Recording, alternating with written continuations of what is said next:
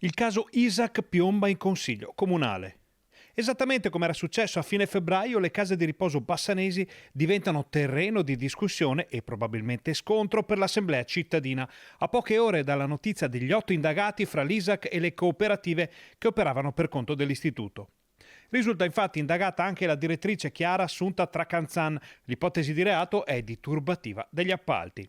Ma le case di riposo bassanesi erano state inserite nel faldone del Consiglio Comunale di martedì sera grazie a un'interrogazione presentata dai consiglieri Bertoncello, Tasca, Fontana Vernillo, Tara, Spoleto, Campagnolo, Cunico e Trevisan.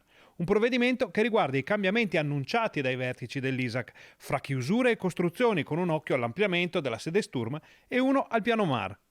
L'opposizione chiede prima di tutto quali siano le ragioni alla base della chiusura annunciata di Villa Serena e delle successive riduzioni di 170 posti.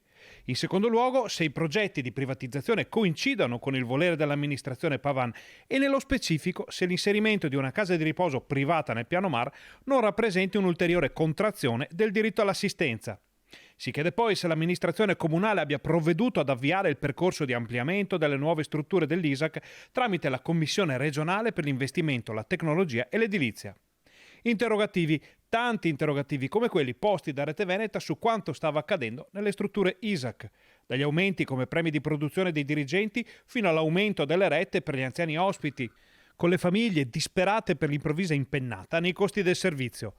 Dalle voci dei dipendenti che descrivevano ai nostri microfoni il clima che si era creato all'interno delle case di riposo, fino alla voce dei sindacati critici sui tagli del personale e sulle modalità della gestione. Appare chiaro che, seppur incidentalmente, le vicende attuali dell'ISAC finiranno nella discussione politica. Resta da capire in che modo e con che portata.